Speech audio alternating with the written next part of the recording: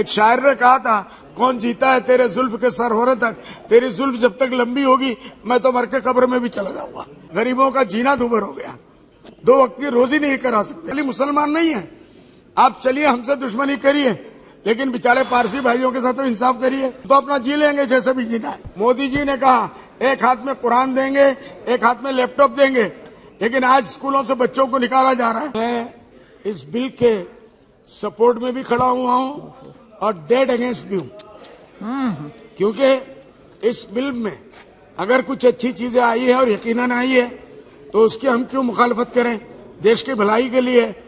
लेकिन अगर बुरी चीजें आई है, सर माइनॉरिटी इस मुल्क का पूरा एक हिस्सा है और आजादी में हमारे बाप दादा ने कोई कमी नहीं की जी। एक बदन के आधे हिस्से को आप बीमार बना लेंगे और उसको पैरालाइज कर देंगे तो मुल्क लेके आप नहीं चल सकते। बदन को हॉस्पिटलाइज करना पड़ेगा, उसको आईसीयू में डालना पड़ेगा, इंटेंसिव केयर में डालना पड़ेगा और उससे भी ज्यादा करना पड़ेगा। इसलिए ये जो माइनॉरिटीज के साथ नाइंसाफी हुई है, आपने मुबारकबादी के लिए, इलेक्शन को बाकी रखने के लिए आपने अच्छा किया, बहुत अच्छे स्कीम लाई। लेकिन अब पहले 1 साल का बजट आता था, अब 25-25 साल का बजट आता है। एक शायर ने कहा था, कौन जीता है तेरे जुल्फ के सर होने तक, तेरी जुल्फ जब तक लंबी होगी मैं तो मर के कब्र में भी चला जाऊंगा। तो ये कहना है कि इसको 48 साल का वादा ना करें, 1 साल का वादा करें और उसको पूरा करके दिखाएं। हर साल बताए कि हमने ये कहा था, हमने ये पूरा करके दिखाया, हमने ये कहा था, हमने ये पूरा करके दिखाया।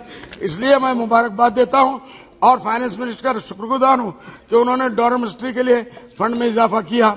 उम्मीद है कि हमारे नॉर्थ ईस्ट का भी ख्याल रखेंगे।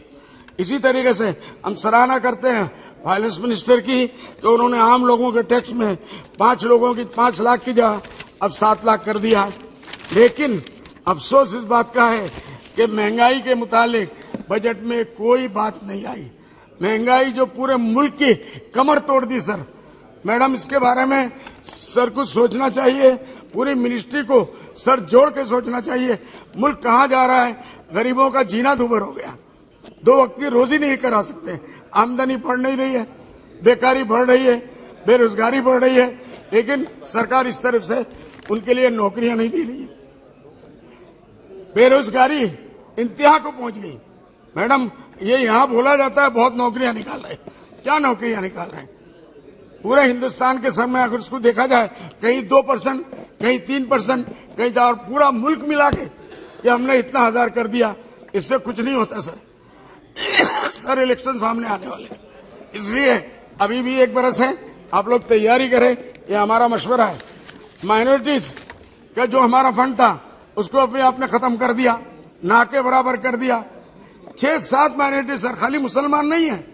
आप चलिए हमसे दुश्मनी करिए, लेकिन बेचारे पारसी भाइयों के साथ तो इंसाफ करिए, दूसरे पार्टीज के लोगों के साथ इंसाफ करिए।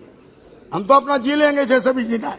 हमारे एजुकेशन के लिए मोदी जी ने कहा एक हाथ में कुरान देंगे, एक हाथ में लैपटॉप देंगे, लेकिन आज स्कूलों से बच्चों को निकाला जा रहा है, उनके वजीफे बंद किए जा रहे हैं, हायर एजुकेशन में मुसलमान जाने नहीं दिया जा रहा है।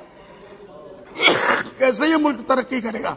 मैं मोदी जी को याद दिलाता हूं कि आपके आने के बाद हम लोगों को बड़ी उम्मीदें हुई थी कि आप माइनॉरिटी के कुछ करेंगे, लेकिन ऐसा लगता है हमारे आसाम में फ्लड और इरोशन से हजारों नहीं लाखों लोग अब बेघर हो गए, खास करके जोलेश्वर में और खास करके ग्वालपाड़ा में और धुबड़ी में, फकीरगंज में।